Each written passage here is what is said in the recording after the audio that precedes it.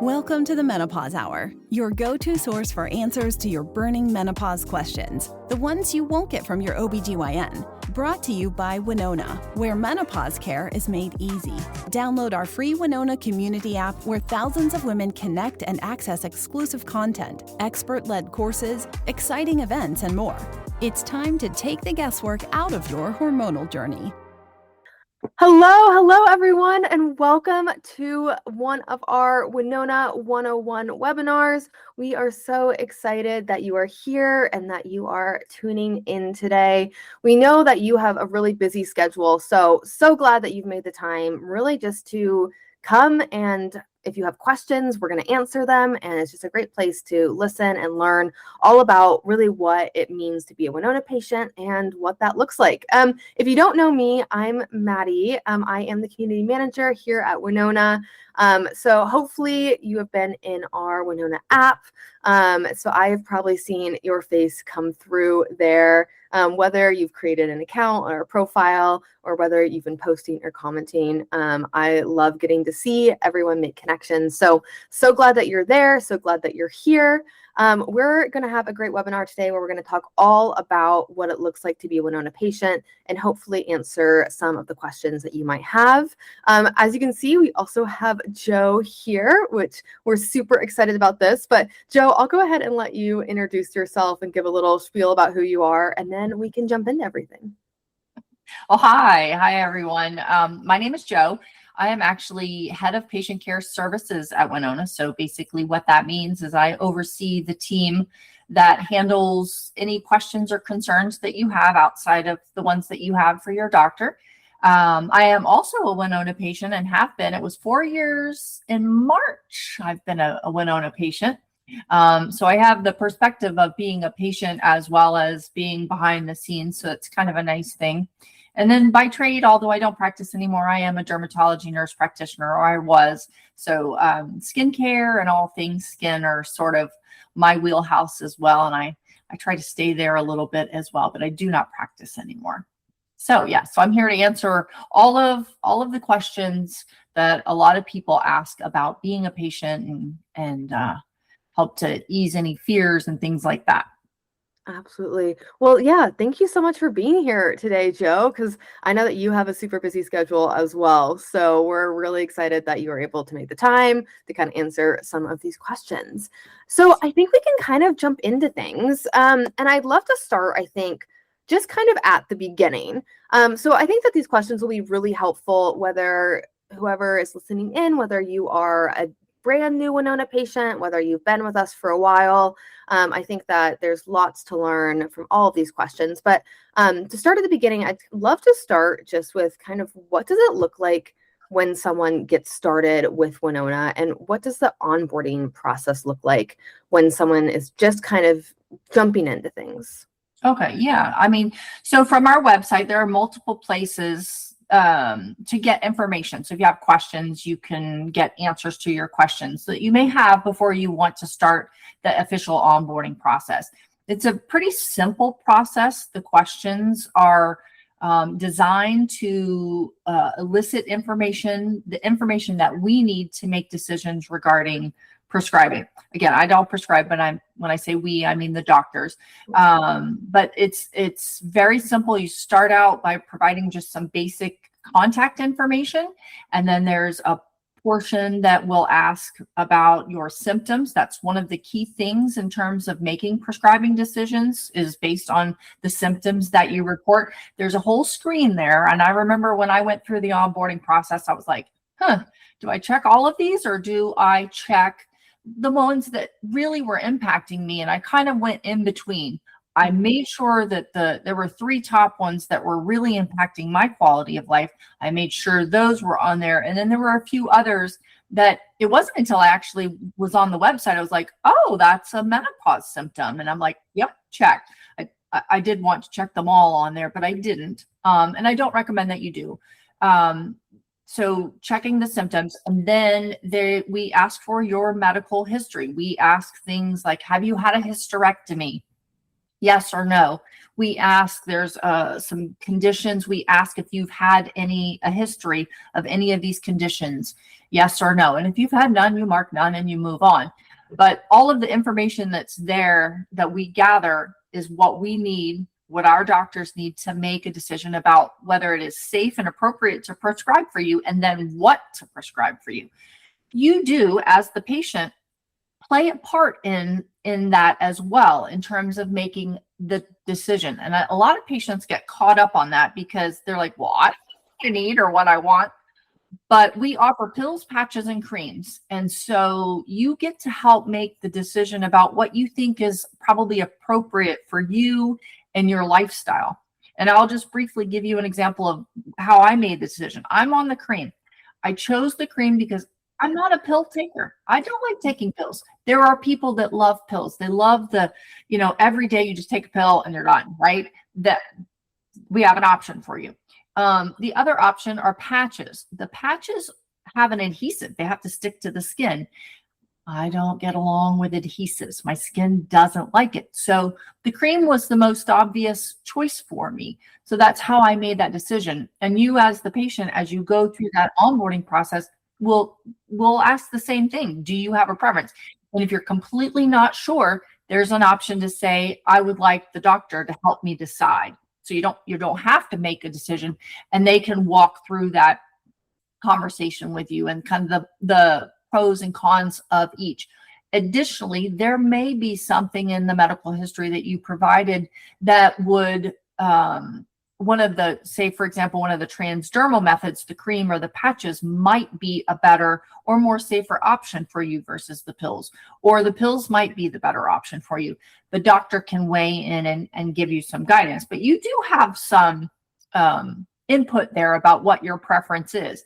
We also ask about quantity. We present the 2 different quantities that you can get, and you get to decide. Again, I'll use myself as an example. We offer a 30 and a 90-day supply.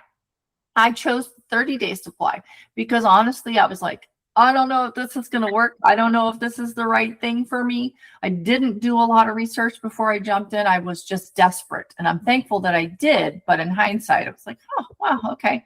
But I chose the 30-day supply because it's more expensive upfront cost for the 90-day supply. It's actually a cost savings overall. So I did the 30-day supply. Things got great, and I had the doctor switch me to the 90 days. So there's some flexibility there as well. And then last but not least, we do ask that you input a credit card. It doesn't mean that you are going to get charged. There's a little disclaimer. It says we don't charge you unless the doctor prescribes. If the doctor reviews your chart and you are an appropriate candidate and you made selections about what your preferences were and you had no questions, the doctor is going to prescribe, which is exactly what Dr. Davis did for me. Prescriptions were on the way. They get mailed directly to your house or whatever the shipping address that you entered into the system. But usually within a week, the first order is there and you can get started. So that's that piece. I don't know if you want me to go into now kind of segue into like communicating with the doctor. Yeah, well, I was going to actually, that's perfect, Joe. I was going to ask a little bit because I know that you just talked about kind of what it looked like to get onboarded, and then you kind of, you get assigned a doctor. But kind of speaking about the doctor specifically, I'd love to know, so does Winona work with licensed physicians, or kind of what is that process?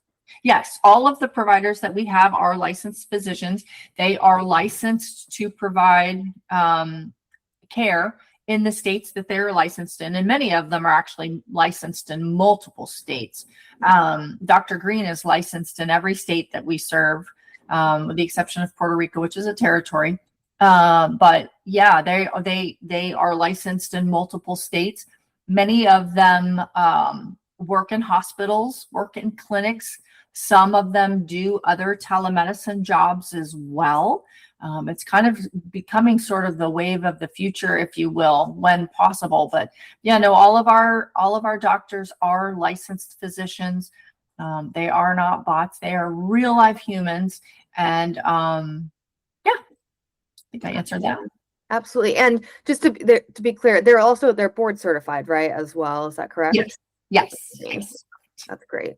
And so I know that, like, I think when a lot of new patients, and sometimes old patients as well, when, they've been working with their doctor for quite a while, what is a typical response time for when you're working with a doctor that a patient could expect? Great question. We typically say it's within 24 to 48 hours is what is acceptable. The patients have the ability to communicate at any time. They can log into their patient portal 24 hours a day, 7 days a week, and send a message to the doctor. I tell patients that it's similar to sending an email. Like sometimes you send an email and you'll get a response right away. That means that the doctor is actually physically sitting there working, and they see your message pop up and they grab it and they answer it and they reply, right?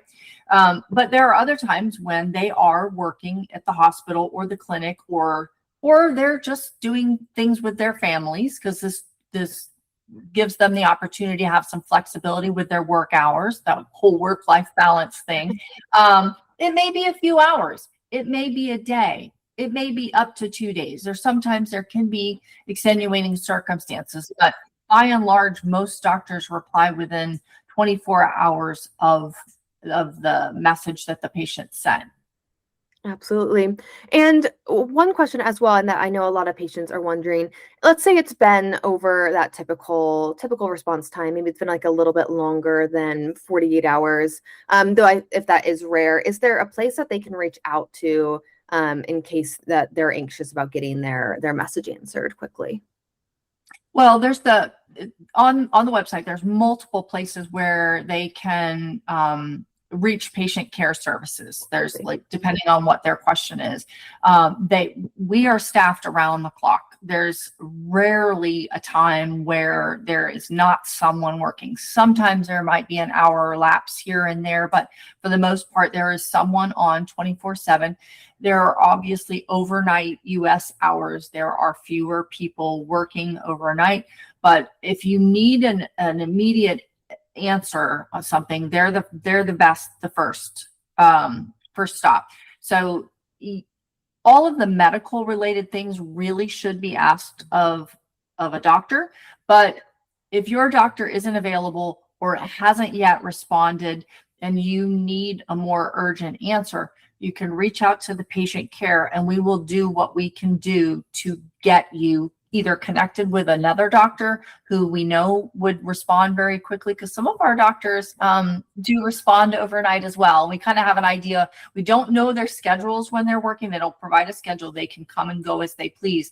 But sometimes we can tell based on the activity behind the scenes who's on and who's off. So we would make every effort to get you connected with someone that can answer your question. And our team's pretty good about determining what really is very urgent and needs to be answered, or could wait until morning or the hours, and would provide any reassurance or any additional information to help you feel better about what may be happening.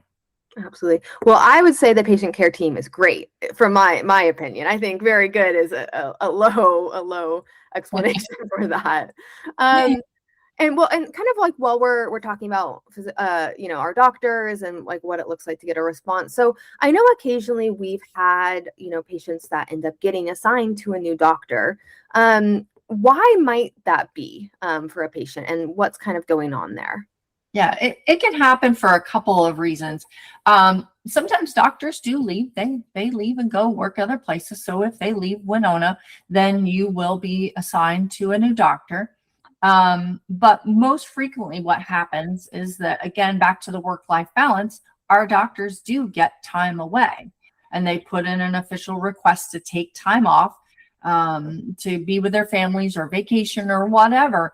And we reassign you to another doctor. The system actually does it automatically. And the reason for that is so that if you do message in and your doctor is on vacation, there is someone who has your chart and can answer and reply. Because if we didn't do that and you messaged in and your doctor's off roaming around Italy for a week, you wouldn't get a reply for a week. They are not going to log in and do that. So because we have so many doctors, that's why sometimes you will see that, but you always get transferred back to your original doctor unless you requested to have another doctor. But that's kind of the main reason why people see frequency of transfers. Their doctor is taking more time off than others. So it varies from doctor to doctor. Absolutely. So. Yeah, that completely makes sense. And I think, when you are talking to your doctor in your patient portal, I know we've talked a little bit about how it's kind of like an email and you'll get a response back from them. But I guess I was wondering, like, if I was a patient and maybe, you've gone through the onboarding, maybe you're a little bit down the line in your patient journey as well. You're feeling like you want to tweak your dosage. Maybe you want to change your order. You want to add something to your order. How does a patient do that? Like, what does that look like? Very simple. There are a couple things. So we do have some items when you log into the patient portal. On that very front page, we'll show you some of our non-HRT items. So some people decide after the fact they want to get the hair serum or the sildenafil cream or the face cream. Those are available. There's buttons to push, whether you've had that order before or if it's a new order, you can push a button that will send a message directly to the doctor that you want it, and it will be ordered. If you have questions about or changing either the format of what you are on, say you're on the pills and the patches and you really want to try the cream instead, you simply log into the patient portal and send a message to the doctor. There's a tab at the top that says messages. When you click on that, it opens and you can see any previous messages. The whole history of messages is there, regardless of what doctor it was. That's a question that some people ask. Can the other doctor see the messages or what I spoke about with my original doctor? And the answer to that is yes. So you can scroll up and see what you all talked about, and the doctor can do the same. But you simply send a message, say, hey, and we'll use the patches and pills. Hey, I just decided I want to maybe possibly try the cream instead of the pills and patches. Can I get that for my next refill?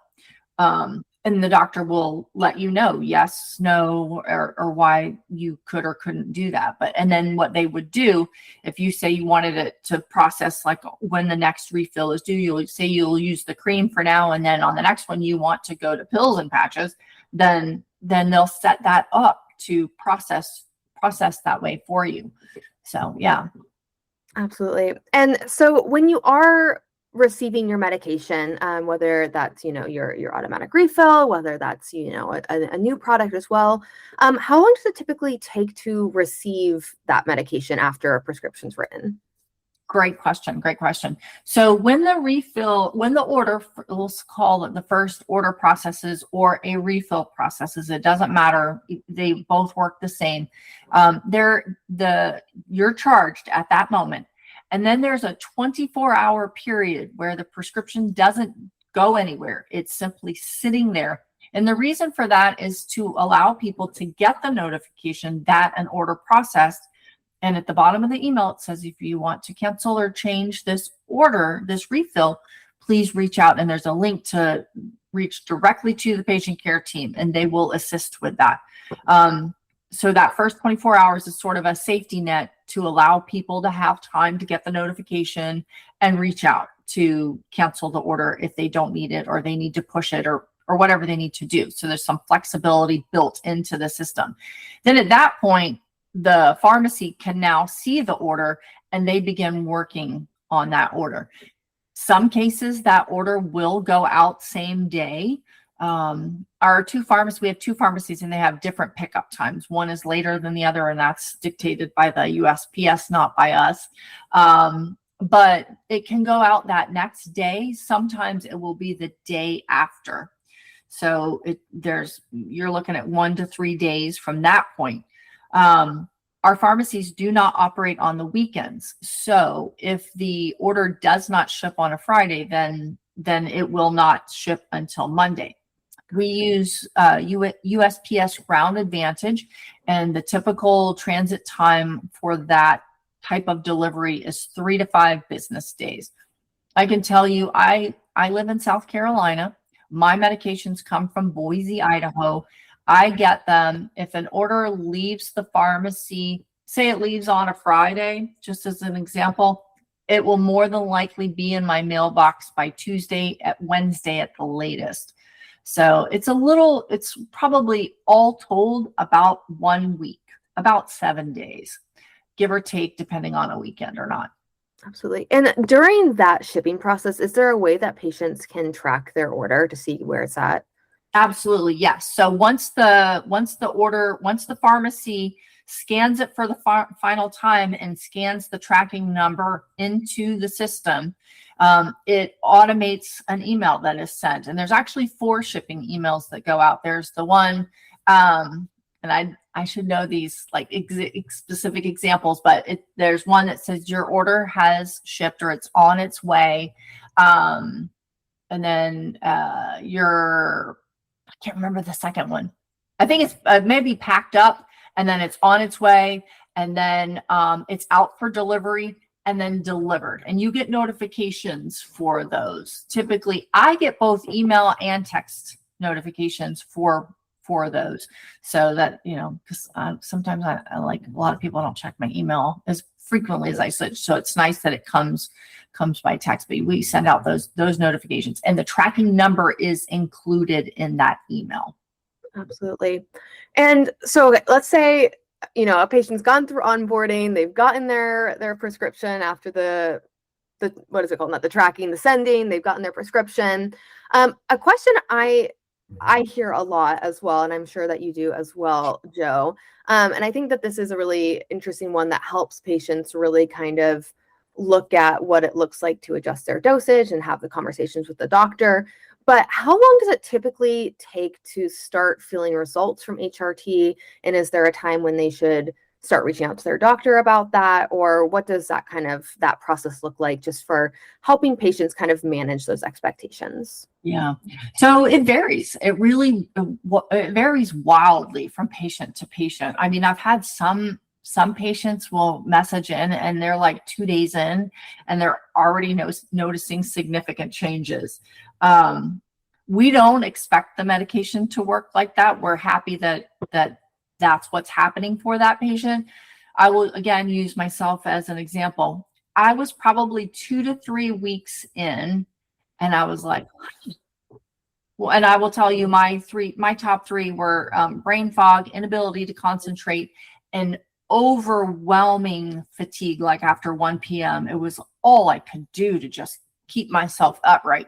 And there I was working at my desk one day and it was like 2 or 2:30 in the afternoon. And I was like, well, wait a minute. I didn't have that afternoon, like slump isn't even a good enough word to describe how I was feeling. And I was like, and then slowly it just started noticing more and more changes. And that's a key thing in terms of response is that, so remember when I was talking earlier about the symptoms you get when you're in onboarding and you have all of the symptoms, there's joint pain, hot flashes, night sweats, all the things. You may have multiple of those symptoms. When you start on the medication, it's important to understand they're not all going to go away at the exact same time. Like, for example, joint pain, that can take a little bit longer, or the brain fog may take a little bit longer, or the night sweats may take. They kind of, it just as, and I don't know the answer to this, I don't know if anybody does, but each of them slowly resolve at their own point, I guess is the best way to say it. So we do have some patients that think like when they notice that so I'll use brain fog as an example, like, well, my brain fog's gone. I can actually communicate with you. And then, but I'm still having night sweats. It's 2 weeks later and I'm still having night sweats. Just know that the symptoms do not resolve. It's not this discrete moment in time where they're all gone. They kind of taper. So to answer your question, well, how do I know when to say something to the doctor? Well, we send a 10-week follow-up. It's sent somewhere like kind of between 10 and 11 weeks. You will get an email and it asks you a few questions about how you're doing. Do you want to continue? If you answer, some of them are yes, some of them are no, that indicate that we need more information from you, it will prompt you to provide. Like, hey, my brain fog and my fatigue are gone, but those night sweats, man, they're still killing me. So you would add that information in there. When the doctor gets that, they'll read it and they'll reach out and have a little more conversation with you about maybe possibly making a dose adjustment at that time. So that's kind of how that process works. Absolutely. Yeah. Thank you so much, Joe, for going a little bit into that. I think that's helpful just to kind of give an overview of that, because I know we hear in the community as well as people, it's been one day and they aren't quite seeing the results yet. And so it's always like a good reminder of, it is a process, and everyone, I think, perimenopause and menopause are so interesting because everyone has the same journey and a different journey at the same time. Absolutely. Correct. Yes. And that is an important thing to know, that everybody starts at a different place. Everybody gets to the, I would say, I don't want to say endpoint, because it's not an endpoint. It is more of a journey. They progress along that journey. Like whatever your neighbor Nancy is doing, she may have the exact same medication as you, but that doesn't mean that your journeys will be identical. She may come along faster. She may come along slower. So it's important to focus on your journey, and then the piece about communicating with the doctor and let them know what's going well and what's not going well. I do have one other little thing to say about that like, if you're 6 weeks in and you are feeling zero improvement, that is very rare. You don't wait for the follow-up. Reach out and have that conversation with your doctor. They may still give you some reassurances and say, let's let you get to that 10-week mark and then do a formal evaluation at that time. But you really should start to see some glimmers of hope as the weeks progress. Absolutely. Well, and I think, talking about, patients having different journeys or different needs at different times, as far as like kind of like what it looks like to like manage your care with Winona, what does it look like for patients, and are they able to pause or cancel their treatment at any time, or what does that look like? Yes, there is some flexibility.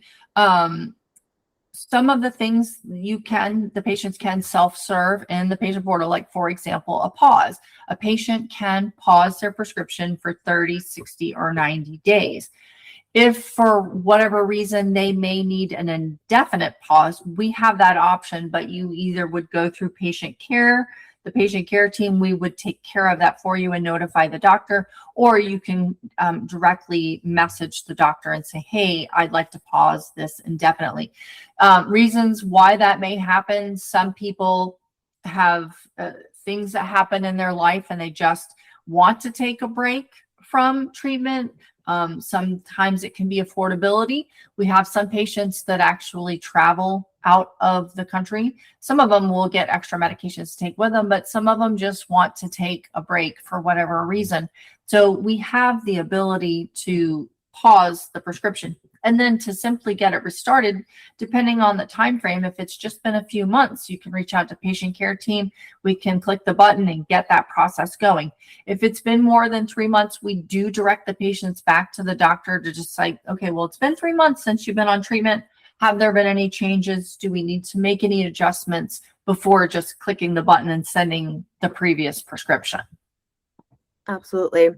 And kind of along that same method as well, whether, this is while someone is continuing treatment, or maybe they're coming back to treatment after a little bit of a pause. If a patient needs to update their payment method, where do they go for that? What's the best way to do that? Yeah, you can either, if you log into the patient portal in the upper right-hand corner where you click, should be a little circle with your initials in it, and you click that, and then there's a drop-down menu. There is an account button there. It will take you directly to where you see all the information. You'll see your shipping address, you'll see your billing information, and there's a little edit button within that field. When you click on that, you can update your phone number, you can update your email, you can update your credit card. You cannot change your name, and you cannot change your date of birth. Those are the things. And you cannot change any of the medical history that you provided. You can change your shipping address if it is the same state. If you're just moving across town, you can update that and the system will update. For patients who are moving from state to state, the system will not allow it, because we have to do a transfer and make sure, a state transfer, and make sure that the doctor that you are currently assigned to is licensed in that state. And additionally, our 2 pharmacies only serve certain states. So depending on where you move, like for example, say you live in Florida and you're moving to California, those are 2 different pharmacies. It is also somewhat likely that it could be a different doctor as well. But we tell you about all of that, and we set that up for you. Absolutely. And in the case that a patient is looking for a refund, what is like Winona's refund policy? Well, by and large, we do not offer refunds. And the reason for that is because these are prescription medications. They are not returnable. They don't ship them back to the pharmacy. The pharmacy is just throwing and disposing them as they do with any medication. There are some rare examples where refunds will be issued, but by and large, once the prescription has been sent and mailed out to the patient, it is non-refundable. And that goes back to why when we send that initial email receipt, you have 24 hours to reach out to us to cancel. We can cancel that processing order and we can issue a refund at that time. So yeah. Absolutely. Well, and I think honestly that should hopefully give some people some peace of mind that they're not getting recycled medications. Like every medication is new. Absolutely. Which I think is definitely a good thing to know as well, for sure. Well, Joe, kind of as we're wrapping up, I think that we've really done a good job of just kind of, going through what the onboarding process looks like, what it looks like to be a Winona patient. And I think you've done a great job covering helpful advice for new patients, but I think also for patients who have been with Winona for a long time, sometimes you've never really taken the time to figure out, wait, how do I update my payment method? Or, wait, how do I order something new? Because I feel like that sometimes that comes later on in your journey too, when you're looking, at new products and wanting to try something new. But I'd love just to kind of close us out, since, I know you're head of patient care, you're also a Winona patient. I'd love to know just what advice would you give to a new patient who is just starting their Winona journey, or I guess also a patient who has been with Winona for a while, just on the journey of the health journey with Winona. What advice would you give? I mean, probably for new people, it's scary. I mean, I remember, like I said, I looked at a couple things. And I'm like, I think this is probably me. I think, yes, I was in a desperate moment and I punched the buttons, and thank God that I did. But do some research, but also remember, your journey is your journey. So what everyone else out in the world tells you, this is good, this is right, you have to kind of figure that out on your own. We provide a lot of resources, objective resources about this whole process, about being in menopause and what that means. But be patient with the process and make sure that you clearly communicate, because remember, this is not face to face, and it's a little bit of a different world when you're on a keyboard just only sending messages, because that's how our doctors communicate, is via the message. There are no phone calls, there are no video chats, so you have to keep that in mind. We talk about this every day on the patient care team, about making sure that our communication is effective. And even though we know in our mind what we're trying to say, is that what's in the written word? So for new patients, just keep that door of communication open with your doctor. You can message them anytime. They'll get back to you as soon as they can. But I think that you'll learn from them, you'll be reassured by them, and your journey will be a pretty good one, I would imagine, with those things. I say that just because I think that there are some people who don't communicate well with a written word. They really are those face-to-face people, and they need to see the face and the expressions and all the things to transmit the information correctly. So that's kind of for new patients. Now, for the patients who've been around a while, they've probably already figured all that out. They've had plenty of communication, or they should have at this point, with their doctor, maybe with the patient care team. Maybe they've been on a Q&A call, which those are fantastic. I've learned tons from watching those. Check in with your doctor. Don't just assume that everything is status quo. It may very well be, but kind of like the new people, keep up that communication. Everybody asks, well, how long am I going to be on this? How long am I going to be on this medicine? And there's no answer. We don't know what the answer is for that. It could be a few years, 5 years, sometimes 10 years. And that's where you have a communication with your doctor. Like, I've been on treatment for 5 years. Do you recommend that I take a break and see how things are going? Is it time for me to discontinue this medication? And they will walk you through that process. So if you've been around for a long time, you may be at that point where it's time to possibly think about taking a break or seeing if you need to continue treatment. You'll know if you come off of the medication and your symptoms return. That's a clear sign that you still need treatment for some period of time. Absolutely. Well, yeah, thank you so much, Jo, for giving a little bit, of just kind of that advice. I think that's so helpful for patients to get to hear, and just get to have a little bit of that background from you as well. I think especially because you're coming from such a great place of being able to give that advice as well. And then just as we're then wrapping up as well, I just want to also point people to a few places that are really great. If you're in the app, that's a great place to be. It's the best place to stay in the loop about upcoming Q&As, which I know, Jo, you just mentioned the live Q&As. Those are great places. We have book club sessions that happen, Winona meetups, and we have more. It's really a place where real community happens. It's women connecting, sharing, and supporting one another every day. We also have our podcast, the Menopause Hour with Winona, on Spotify. You can listen there for practical advice, science-backed insights, and honest conversations. So we have a lot of things kind of on the app, really created to help support you in your Winona journey. But I just want to say, Jo, thank you so much for taking the time out of your day to be here with us today and answering. I think I learned a lot as well. So this is how I'm like, okay, now I have really a great view of like what it looks like to be a Winona patient. Right.